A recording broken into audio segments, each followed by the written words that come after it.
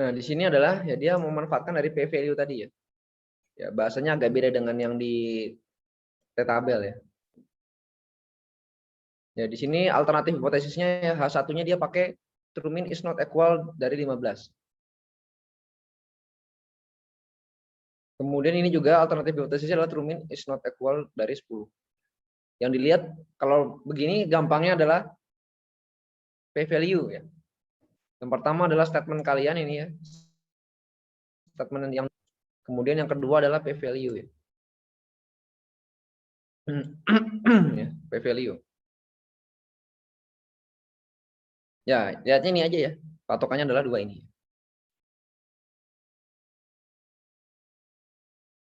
Artinya adalah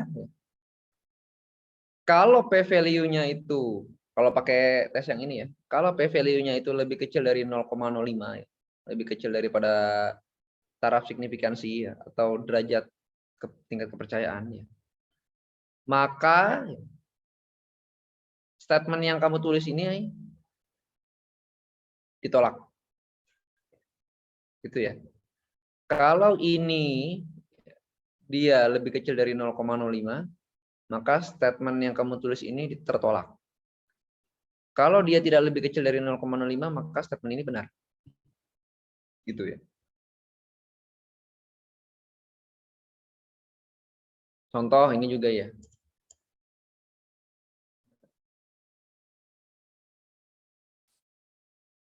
Kalau statement ini lebih kecil dari 0,05, maka ini ditolak. Sekarang berarti ini ditolak apa diterima? Ya, ini berarti lebih kecil ya. Berarti ini adalah tertolak. Jadi 95% confidence intervalnya itu rata-ratanya antara 9,9 dan 10,15. Ketika menyatakan 15, berarti bukan 15. Berarti dia bukan 15. Gitu ya. Statement rata-rata ini sama dengan 15 tertolak. Gitu ya. Oke. Seperti itu ya. Kemudian ya, ini Wilcoxon ya. Contoh kita clearkan dulu. Ya, ini ada kalau bedanya apa sih? Bedanya T itu adalah distribusi normal, kalau Wilcoxon ini dia distribusi tidak normal. Bukan distribusi normal. Contoh ada suhu maksimum 37,9, 32,8 dan seterusnya ya. Ada di sini ya. Kemudian dites dari suhu maksimum tadi ya. Rata-ratanya adalah 32. Ini kan kita nggak tahu nih. Kita tebak-tebak aja ya. Rata-ratanya 32. Ya. Bener apa enggak? Ya, tes aja ya.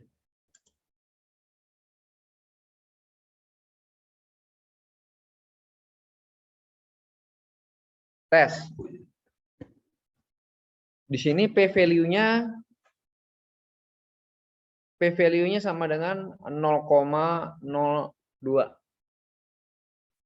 Kemudian ya 95% confidence intervalnya antara 32,3 dan 36,05. Oke. Kemudian kalau kita bilang 32 gimana tadi ya? Ini statement. Kemudian ini lihat P value nih.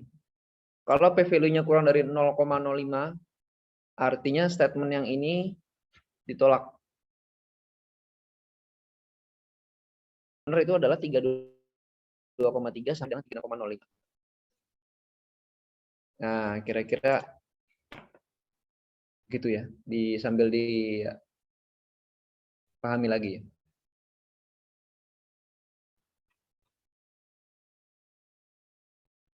Coba dipahami dulu.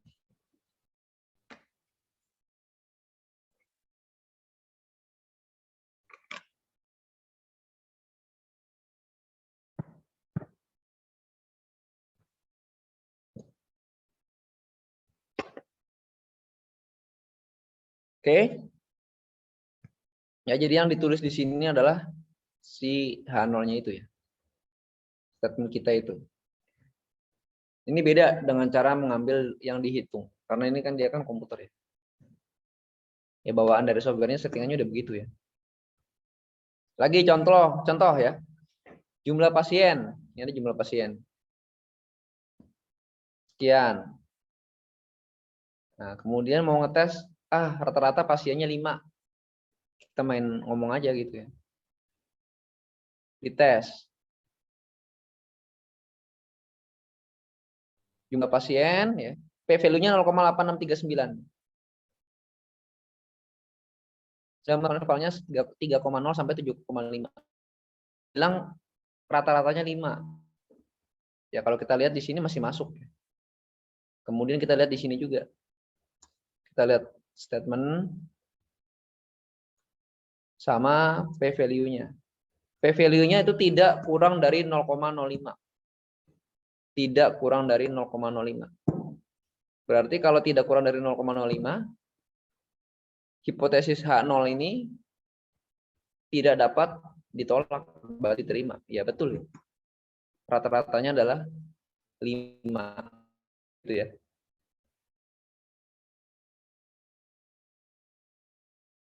Ya, jadi dalam statistik ya, dalam uji signifikansi ya, ketika kita salah masih ditolerir itu ya. Kita bilang rata-ratanya 4. Coba aja tesnya. Di sini. Nah, kita mau katanya 4 lah.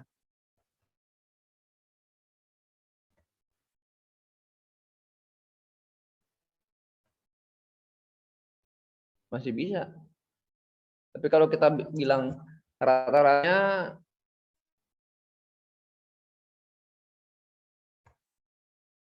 ya ini sudah, jadi P-nya sudah lebih kecil dari 0,05.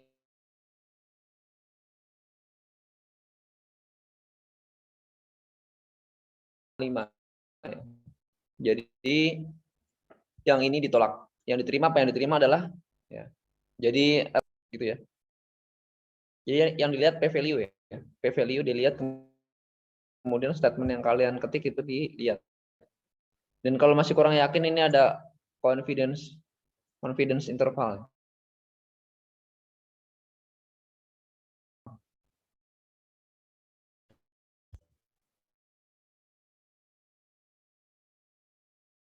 Ini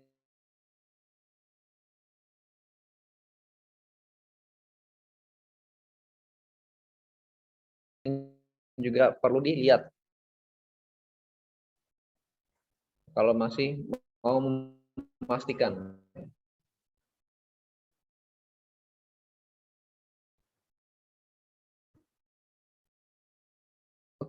Oke, kemudian yang kedua ya. Jadi 2 sampel. Jadi kalau observasinya pair dia use pair. True. Kalau enggak. Nah, 2 berpasangan atau tidak? False. Oke. Contoh dibuang ya. Ada X, kemudian ada Y.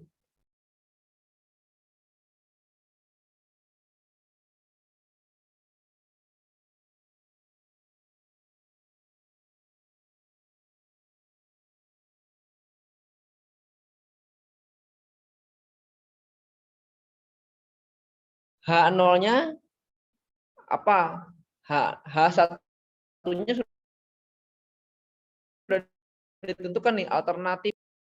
Jadi H1 itu sama dengan hipotesis alternatif ya. 0 itu ya, kalau ini kan 0 ya. Kita nggak kasih keterangan, dia masuknya ke dalam 0. H0. Kalau ini kita udah tulis sendiri. Sudah kita tulis sendiri, H1-nya itu adalah greater. Berarti H0-nya adalah tidak lebih besar. X tidak lebih besar dari Y. Ya. Nah, ini di kira-kira dulu lah. Gimana? H0-nya adalah X tidak lebih besar dari Y. P-value-nya 0,1272. berarti H0-nya diambil. Jadi H1-nya salah. H1-nya salah intinya di sini ya. Karena yang kita tawarkan adalah alternatif. H1-nya salah. Ya, makanya di sini bacaannya adalah ya. With P value 0,162 ya, we cannot reject, berarti tidak dapat ditolak, berarti diterima ya. Null hipotesis H0 bahwa X dan Y have same means. Jadi X sama Y itu punya rata-rata yang sama. Ya, artinya dia nggak lebih besar. Berarti H1-nya yang ditolak nih. Alternatifnya G for greater. Nah, ini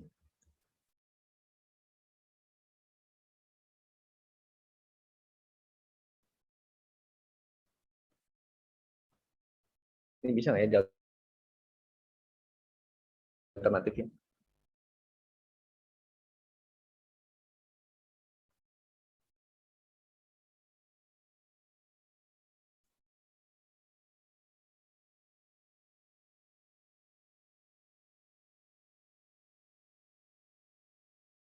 Ya, di alternatif ini dia punya isian ya. Isian itu adalah ya kalau enggak two-sided, kemudian greater, kemudian less. Ya. Di sini nggak ada berarti. Karena ini kan satu contoh aja ya, dia nggak bisa greater. Ya. Oke, coba lagi yang kedua ya. Yang kedua kita bersihkan lagi.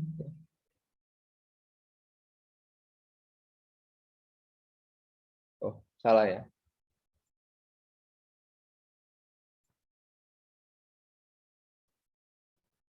X, Y ya.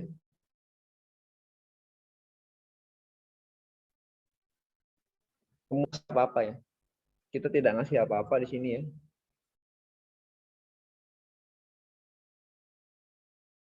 Bentar, dites.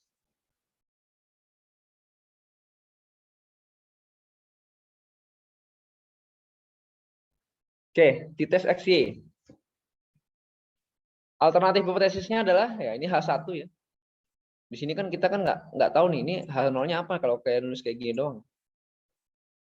H1-nya adalah ada perbedaan antara rata-rata ya, terdapat perbedaan antara rata-rata ya. True difference in means is not equal to 0. Jadi perbedaan antara rata-rata tidak sama dengan 0. Artinya ada perbedaan rata-rata X dan Y. X dan Y. Ada perbedaan rata-rata antara X dan Y. Nah, ini dalam statistik diambil kesimpulan bahwa X dan Y itu berasal dari populasi yang berbeda. Kalau populasinya beda berarti rata-ratanya beda. H0-nya adalah rata-rata X sama Y itu sama. Kemudian kita lihat nih. Kita lihat. P value-nya adalah 0,06. Wah, ini nyaris berarti. Tapi P value itu tidak lebih kecil daripada 0,05. Tidak lebih kecil daripada 0,05. Kalau tidak lebih kecil berarti H0-nya diambil. H0-nya apa tadi? H0-nya adalah X dan Y sama. Rata-ratanya. Coba kita lihat setelah dihitung. Bahwa setelah dihitung, ya, setelah dihitung, rata-rata X sama Y itu adalah, yang X-nya itu 1,3, Y-nya itu 0,9. Jadi masih dalam, apa namanya, masih dalam batas toleransi. Ya, jadi,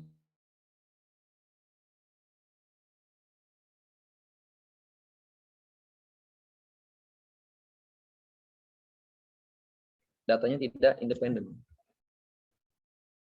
Nanti kalau di penelitian kalian datanya harus independen, berarti P value di sini harus signifikan. Contoh, saya ganti ini ya. Z, saya tambah Z di sini.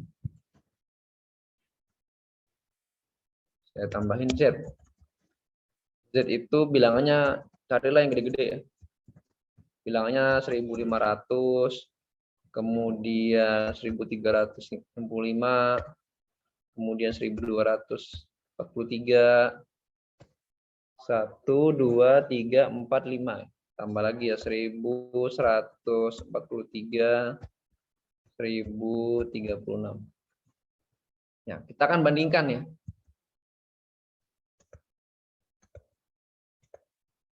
Kita akan bandingkan ya. Si Y dan Z ini apakah dia berasal dari populasi yang berbeda? X, Y, Z sudah masuk ya. Kemudian kita t-tes. T.tes. T.tes Y dan Z. Y dan Z. Ini kita tes. Oke. Kita tes, kemudian kita baca nih H1-nya. H1-nya adalah true difference in means. Berarti ada perbedaan rata-rata. True difference in means ya. Berarti perbedaan rata-rata ya. Perbedaan rata-rata kedua hal itu ya. Y dan Z itu is not equal to 0 ya. Berarti perbedaan rata-rata antara keduanya tidak sama dengan 0. Artinya apa? Artinya dia berbeda. H1-nya berbeda. H0-nya dia sama. Oke. Kemudian kita lihat di sini P value-nya. P value-nya itu lebih kecil jauh ya daripada 0,05. Artinya kalau P value-nya lebih kecil dari 0,05 maka H0-nya itu kita tolak. Maka kita ambil H1. H1-nya adalah Y dan Z rata-ratanya berbeda. Kalau rata-ratanya berbeda, terus kenapa ya? Terus berarti dia berasal dari populasi yang berbeda. Artinya datanya saling independen. Jelas, bisa dilihat. Ini sama ini jelas beda ya. Ini kan bilangannya kecil-kecil, ini gede-gede. Udah kelihatan jelas. Berarti ya dia memang betul ya. Uji signifikansi ini betul. Kalau dia datanya kayak gini ya, ini jangan-jangan dari yang sama nih. Ini nilainya nyaris-nyaris aja ya. Yang ini berbeda jauh. Gitu ya. Tahu nggak ya beda maksudnya ya? Saya berharap tahu ya.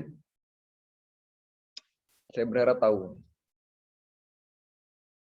Barangkali ada yang mau menguji misalnya. Misalnya mau menguji apakah suhu di stasiun meteorologi Cengkareng ya, Bandara Soekarno-Hatta ini sama dengan suhu di Halim Perdana Kusuma. Atau jangan gitu deh, misalnya gini. Apakah suhu di stasiun meteorologi Kemayoran kan, itu sama dengan rata-rata suhu di Kemayoran yang dulu ya. Jadi Kemayoran itu pernah pindah ya. Stasiun BMKG itu pernah pindah. Dari tadinya di dekat Tugu Tani kalau yang orang Jakarta itu tahu ya. Ada gambar Tugu Tani di dekat Senen. Sebelum Senen ya, sebelum Kuitang, toko buku Kuitang Senen, pindah ke bekas bandara. Bekas bandaranya sekarang adalah Kemayoran itu. Dulu yang PRJ itu bekas landasan ya dulunya. Bandara itu, yang PRJ sekarang dulunya bandara. Ketika pindah stasiun itu yang jaraknya sekitar 3 kilo ya, lebih. Itu kan alatnya dibawa dipindahin tuh. Suhunya diukur. Nah, kalau kita mau ngolah itu harusnya rata-ratanya sama. Harusnya rata-ratanya sama. Nggak boleh beda. Kalau beda berarti nggak bisa diolah. Harus ada suatu cara namanya homogenitas data ya. Pak Nuryadi kayaknya udah ngajarin. Nah, sebelum kita tentukan sama apa beda, kita uji signifikansinya. Kita uji. Dengan cara seperti ini ya. X itu data di Kemayoran yang lama, Y itu data di Kemayoran yang baru. Kemudian kita uji. Hipotesisnya apa? Hipotesisnya adalah X dan Y itu berbeda. Ya, di sini ya. H1-nya ya. Alternatifnya tadi ya. True difference in means is not equal to 0. Berarti dia berbeda. H1-nya. H0-nya adalah sama. Nah, kita cek aja nanti. Kalau dia P value-nya itu tidak kurang dari 0,5. Ini P value-nya gede. Besar P value-nya ya. Berarti H0-nya betul. Ya, H0-nya diambil. Tidak ditolak, berarti diambil. Artinya dua-duanya itu sama. berarti berasal dari populasi yang sama. Sebaliknya kalau p-value-nya lebih kecil dari 0,05, artinya H0-nya ditolak, ngambil H1. H1-nya adalah 2 tersebut berbeda. Karena berbeda gimana? Berarti datanya nggak sama datanya. Nggak bisa kalian anggap sama dalam penelitian kalian itu, gitu maksudnya. Maksudnya begitu. Dalam penelitian kalian itu nggak bisa kalian anggap sama.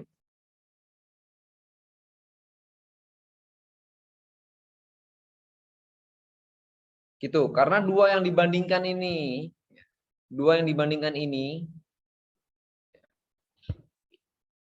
itu sebenarnya dia berpasangan apa enggak? Berpasangan apa enggak ya sebenarnya dia? Nah, berpasangan atau tidak? Dia berpasangan ya. Karena dia pindahnya sedikit, kita yakin bahwa itu masih ada hubungannya. Berarti nanti ditambahin di sininya adalah pair. Pairat ya, pairat true ya.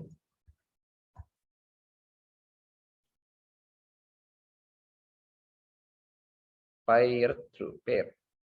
Ngomong ya. Nah, dia ada di sini. Hasilnya gimana? Hasilnya dia nggak jauh berbeda. Bedanya dikit aja. Tipis bedanya. Kalau di contoh ini sama-sama yang diambil H1-nya. X dan Y ini beda. Gitu ya. Itu. Jadi kalau nanti kalian ngalamin ngambil data nih, misalnya kalian ngambil data Lombok, stasiun meteorologi Lombok ya. Bandaranya itu pindahnya baru 5 tahun, 6 tahun. Jadi bandara Lombok itu pindah dari tadinya di Selaparang di tengah kota, pindah ke Lombok Tengah, itu jaraknya jauh banget itu.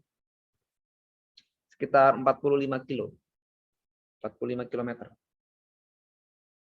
Kemudian data hujannya mau kalian pakai. Asumsinya kalian bilangnya asumsinya ini sama. Nah, sama itu harus diuji hipotesisnya. Di sini dengan cara ini. Jadi data yang baru dikumpulin X, data yang lama Y, data yang baru. Kalian kumpulkan, H0-nya adalah dia berbeda. H1-nya dia berbeda, alternatifnya dia berbeda. Rata-ratanya berbeda, perbedaan rata-ratanya tidak sama dengan 0, berarti dia berbeda. H0-nya adalah dia sama. Kalau p-value-nya dia tidak lebih kurang dari 0,05, maka H0-nya betul. Dia sama. Tapi kalau p-value-nya itu signifikan, kurang dari 0,05, maka dia berbeda. Kalau berbeda, nggak bisa dipakai. Nggak bisa kalian main sambung aja ya. Jadi dari Selaparang sampai di tahun 2011, kalian sambungin lagi sampai meterat. Sambungin lagi. Nggak bisa. Caranya gimana kalau nggak bisa? Harus di homogenitas data, dibikin homogen. Caranya gimana? Pak Nuryadi udah ngajarin, yakin. Sama orang bilang perubahan iklim. Perubahan iklim. Statementnya, menjak tahun 1990, iklim itu suhu global itu naik. Berarti caranya adalah suhu yang sebelum 1990 dikumpulin. Suhu yang setelah 1990 dikumpulin. Diuji nih. Ini sama apa beda nih? Kalau bilang perubahan iklim berarti dia harusnya signifikan beda ya. Berbeda belum tentu signifikan nih. Misalnya apa ya? Misalnya si A dan si B, dia berbeda. Ya beda jelas, orangnya beda. Tapi belum tentu dia berbeda signifikan. Artinya bisa aja ada mirip-miripnya gitu. Ya. Dan sama juga belum tentu signifikan. Mirip, belum tentu sama. Jadi harus diuji secara statistik. Gitu ya. Ini kalau perubahan iklim semuanya menguji dengan secara statistik. Makanya bisa bilang perubahan iklim itu nyata dan terjadi. Karena diuji. Kalau setelah diuji tidak nyata berarti nggak bisa. Jadi gampang banget. Ini cuman uji-uji gini kalian udah jadi satu skripsi udah jadi. Itu gampang, paling gampang itu skripsi paling gampang. Nah, kalau saya mau nguji stasiun apalagi yang pindah ya. Bogor itu pernah pindah dari dalam hutan ya, dari dalam hutan C4 keluar. Itu pindah sekitar 1,5 kilo atau 1 kilo ya. Itu diuji berbeda Kemudian kalian jadikan homogenitas, udah selesai satu skripsi, paling gampang. Paling gampang sedunia itu. Cuman nggak pernah dikerjain. Kayaknya di sini tuh skripsinya susah. Wah, susah sekali. Di STMKG ini skripsinya sangat sulit. Hampir-hampir kayak S2 gitu, ada kayak S3 juga ada. Misalnya kalian mau nguji, misalnya, apalagi yang pindah-pindah. Pokoknya stasiun yang pindah-pindah itu diuji aja datanya. Jadi skripsi. Nah, tapi datanya jangan hujan doang yang diuji, misalnya hujan, suhu, kelembaban diuji semua. Kemudian kalau beda ini gimana caranya? Di homogenitas. Udah jadi skripsi, selesai. Itu dikerjain 1 bulan selesai itu. Apakah layak jadi skripsi? Ya layak-layak aja, belum pernah ada yang mengkaji. Selesai. Tapi biasanya sih nggak pernah dilakukan. Nggak tahu, mungkin terlalu gampang, jadi nggak mau ya. Ya, jadi dia gampang ya, secara metode gampang, tinggal dikerjain ketik-ketik ya keluar hasilnya. Ya. Tapi secara konseptual susah. Kalian kalau salah ngertiin ini salah pemikirannya ya. Jadi secara konsep itu sulit, tapi secara teknis gampang. Nah, jadi kalau kalian nanti mau bikin skripsi, ya bikin tulisan itu ada 4 tipe. Ada 4 tipe. 1, secara konsep itu mudah, secara teknis mudah. Nah, berarti gampang. Dipikir gampang, dikerjain gampang.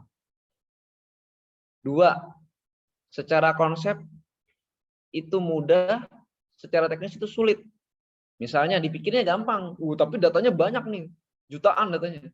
Udah gitu formatnya susah, lain-lain semua. Udah gitu software-nya sudah susah dibuka. Ada kayak gini, tapi dipikir gampang. Jadi kalau kita ngeliat ini kayaknya gampang banget, padahal ngerjainnya susah. Kemudian yang ketiga, konseptualnya sulit, tapi tekniknya gampang. Contohnya apa? Contohnya ini nih. Yang ini konseptualnya sulit. Ini gimana dibandingin ini kan? Oh, bandingin diuji terus diapain lagi? Tapi tekniknya gampang, diketik sebentar doang keluar hasilnya. Yang keempat, dipikir susah, dikerjain susah. Jadi yang perlu dihindari yang mana? Yang perlu dihindari adalah yang dipikir mudah, dikerjain mudah itu perlu dihindari. Karena gampang. Kemudian yang dipikir mudah, dikerjakan susah, itu juga itu lebih wajib dihindari. Kenapa lebih wajib dihindari? Karena udah kalian capek-capek bikin, sudah sulit-sulit bikin, kemudian sama penguji dibilangnya, wah ini gampang ngerjain kayak begini, terlalu mudah ini, padahal susah. Kan penguji itu kan dia kan tidak mikir cara kerjainnya, nggak merasakan cara dia ngerjain, pikirnya gampang. Itu yang paling wajib dihindari, yang itu, yang dipikir mudah dikerjain susah. Kalau dipikir susah dikerjain susah wajar, masih nilainya masih tinggi itu. Dipikirnya susah, dikerjainnya susah. Kalau kalian kerjain masih wajar. Ya. Dipikir mudah dikerjain mudah, dikerjain masih lumayan lah. Ini mudah nih, gampang, ngerjainnya gampang ya, kalian kan nggak capek-capek juga. Jadi yang paling wajib dihindari adalah yang dipikirnya mudah dikerjain yang dipikirnya mudah dikerjain sulit. Karena orang tidak melihat gimana cara ngerjainnya. Ngerjainnya susah, tapi ternyata konseptualnya mudah. Jadi dia nilainya underrated ya. Kalau kita mau uji itu dia nilainya terlalu rendah. Harusnya dia dapat yang lebih dari nilai itu. Gitu. Kalau mau nyari gimana? Nyari yang konsepnya susah, dikerjanya mudah. Wah ini susah ya. Padahal kalian ngerjainnya gampang. Gitu. Ini jelimet banget, ini kok kepikiran sampai sini gitu. Tapi caranya gampang. Cuma diketik berapa baris keluar gitu. Atau sudah ada toolsnya, gampang. Ya, jadi itu ya yang diperlukan. Ya. Sama ya, dan seterusnya ini ada Shapiro test ya. Ini dengan distribusi normal, kemudian ada lagi uji KS ya. Kemudian ada lagi uji variansi ya, Fisher ya. Dan chi-square ya. Kemudian ada juga uji regresi. Jadi karena kalian belum masuk regresi, nanti ini kita bahas lagi di minggu depannya lagi. Yang saya berikan tadi di PDF itu kalian coba kemudian diartikan ya. Nanti ini kan perlu belajar regresi. Nah, regresi belum dibahas. Oke, yang berikutnya ya, sedikit lagi ya. Sapiro ya. Nah, Sapiro test, namanya Sapiro. Jadi Sapiro test itu digunakan untuk mengetes apakah distribusi suatu sampel itu normal atau tidak. Contoh, set sheet 100, berarti dia bilangan bulatnya 100.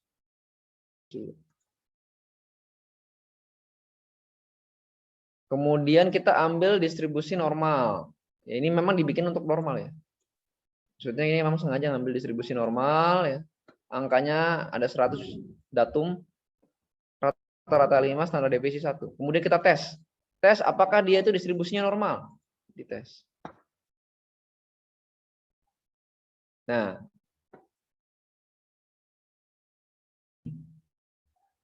kemudian nah kita lihat P value lagi. P value lagi. Bagaimana cara menginterpretasikannya?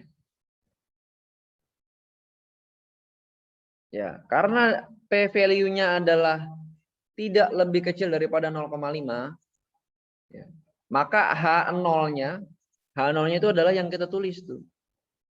Yang kita tulis Sapiro test kan menguji distribusi normal. Ya, di sini nggak ada bacaan H1 soalnya di sini itu. H0-nya adalah distribusinya normal. Nah, ini baru pakai yang tadi asumsi yang di tes student yang di teori tadi. H0-nya normal. Semuanya itu normal-normal aja.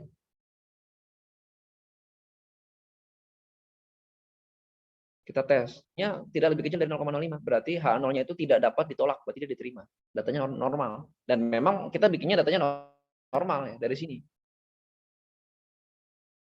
R norm ya. R norm itu kan datanya normal. Datanya normal. Kemudian lagi tes lagi. Dinamain ya. Jadi ngambil aja acak aja ya. Namanya uniform distribution, distribusi yang rata, sama semua. Tapi angkanya beda-beda. Kemudian kita tes pakai Sapiro test. Nah, kita tes dengan Sapiro test, P value-nya adalah 0,009. Artinya dia lebih kecil daripada 0,005. Ya. Ini 0, lebih kecil daripada 0,05. Di sini 0,009. Itu ditolak, yang ambil H1. H0-nya adalah distribusi normal, H1-nya distribusinya tidak normal. Kesimpulannya data yang kedua ini distribusinya tidak normal. Jelas nggak normal, karena kita sengaja ngambilnya memang nggak normal.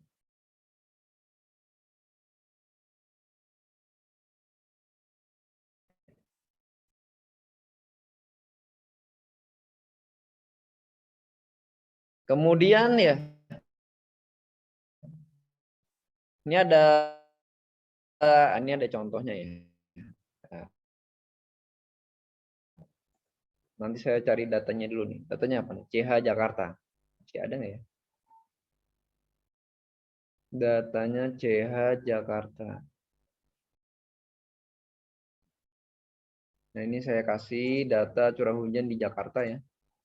Kita punya curah hujan di Jakarta nih selama berapa tahun ini? Selama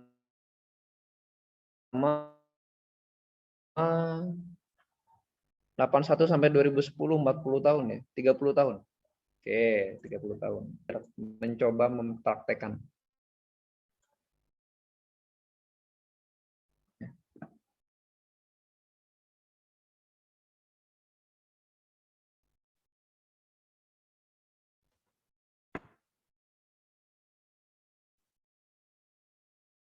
chjakarta.csp ya. Jadi